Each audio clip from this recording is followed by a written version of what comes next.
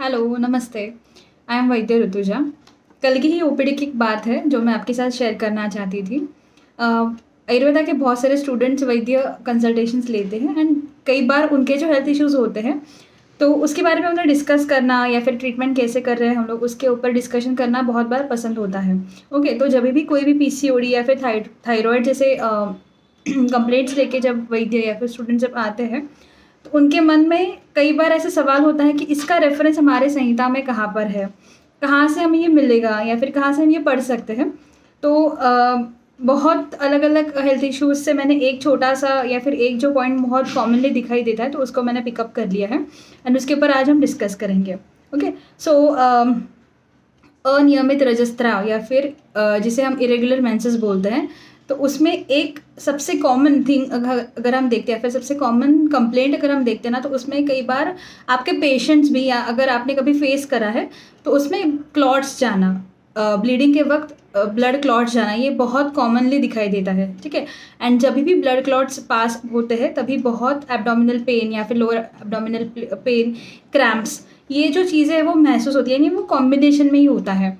तो जब भी इसके बारे में हम सोचते हैं तो उसका रेफरेंस क्या आया होगा या फिर ग्रंथ में कहाँ पे है, तो इसके बारे में आज हम देखने वाले हैं। ओके, तो वाग्भट में अष्टांग हृदय के शारीर स्थान में इसका रेफरेंस बहुत सुंदर तरीके से हमारे संहिताकारों ने वर्णन किया है।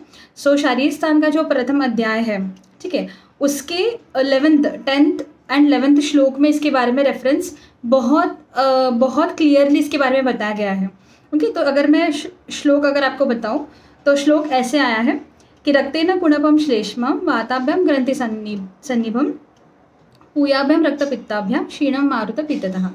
तो उसमें क्या बोला गया है, तो तीनों जो वात पित्त कफ है, तो अगर तीनों में से कोई भी एक विकृत है तो उसके विकृति की वजह से आपके रजक में चेंजेस आने वाले हैं।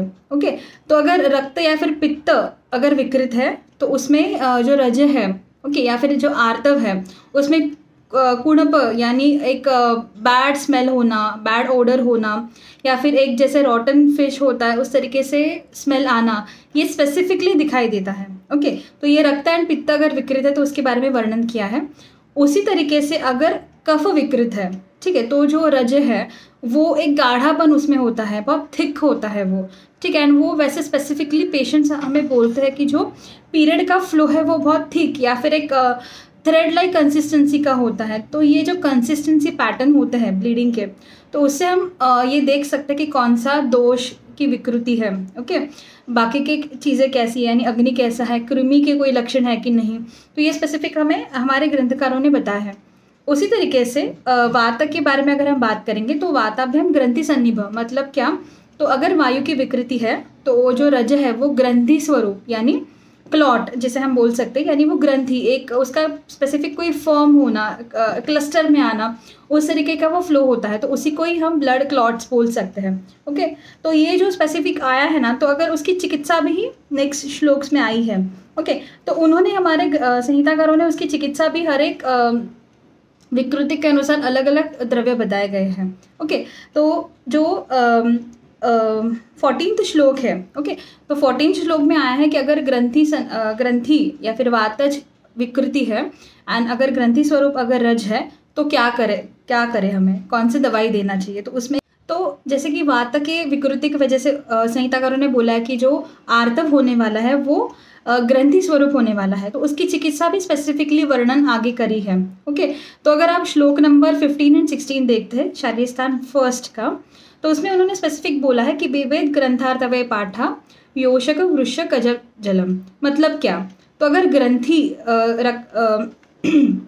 ग्रंथि रक्त है तो उसमें क्या करना चाहिए, तो पाठा, शुंठी, मरीच, पिंपली और कुटज, ये जो कॉम्बिनेशन है ना, अगर उसको आप आपके पेशेंट को पिलाते हैं आइदर इन काढ़ा फॉर्म या फिर आइदर इन फांट फॉर्म, ठीक है, अगर ये कॉम्बिनेशन हम हमारे पेशेंट्स को देते हैं तो ग्रंथि शुक्र के ऊपर ग्रंथि आर्तव के ऊपर बहुत अच्छा काम हो जाता है।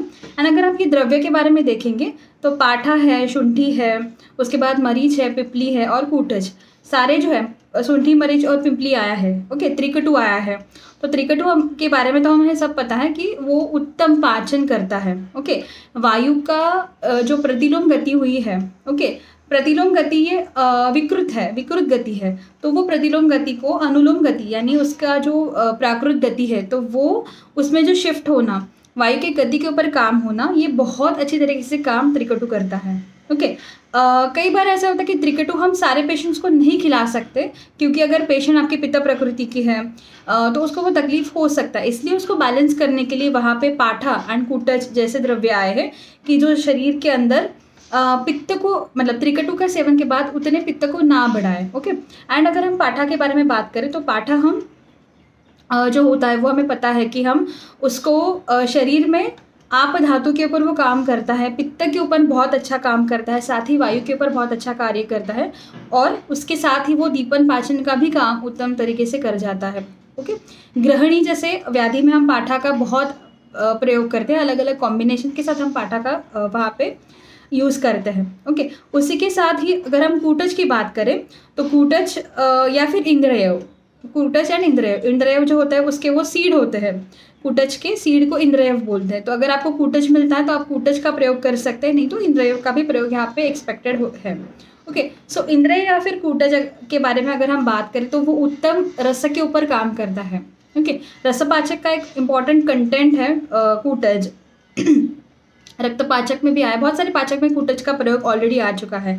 तो रस रक्तगत जो विकृतियाँ है या फिर धातुगत अवस्था ना हो, ओके, अगर बहुत ज़्यादा ग्रंथिवत अगर रक्त निकलता है तो वहाँ पे आगे जाके धातुओं की दुष्टि होना बहुत ज़्यादा संभव है या फिर प्रोन होता है, ओके। एंड उसमें कई बार ऐसा देखा जाता है कि अगर हम एक स्टडी के लिए अगर हमने ऐसे पेशेंट को कि जो जिनको बहुत ज़्यादा क्लॉट्स जाने की टेंडेंसी है ड्यूरिंग पीरियड्स, तो अगर हमने उनका HB लेवल्स देखे ना तो उनके कई बार HB लेवल जो होते हैं ना वो बिलो 10 होते हैं, ओके।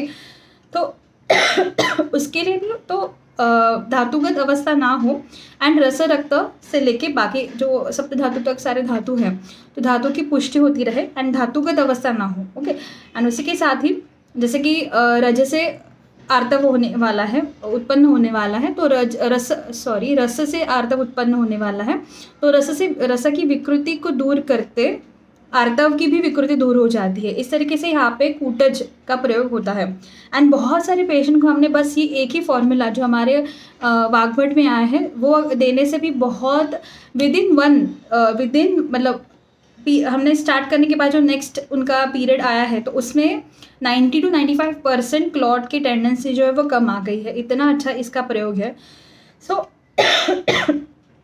सॉरी, ऐसे बहुत सारे आपको रेफरेंसेस आपके ग्रंथ में मिल जाएंगे, आपको बस अच्छी तरीके से उसको पढ़ना है। इस तरीके से सारे जो आर्तव विकृति यानी सारे जो रज प्रवृत्ति के विकृति के लक्षण हमें दिखाई देते हैं करंटली, वो एक एक करके स्पेसिफिकली वो लक्षण भी डिस्क्राइब्ड है एंड स्पेसिफिकली उनकी दवाई भी हमारे ग्रंथ में बहुत अच्छी तरीके से डिस्क्राइब्ड है, ओके। सो आपको क्या करना है, आपको बस हमारी संहिता खोल के बस अच्छी तरीके से पढ़ना है। आपको सारी कुछ चीज़ें इजीली अवेलेबल करवा दी गई है, ओके। सो आज हमने ये ब्लड क्लॉट्स के बारे में देखा। नेक्स्ट टाइम हम ऐसे कोई एक कॉमन चीज़ जो बहुत कॉमनली हमें इरेगुलर मेंसेस या फिर आर्तव विकृति में दिखाई देती है उसके बारे में हम डिस्कस करेंगे। Thank you so much. जय आयुर्वेद, जय सुश्रुत।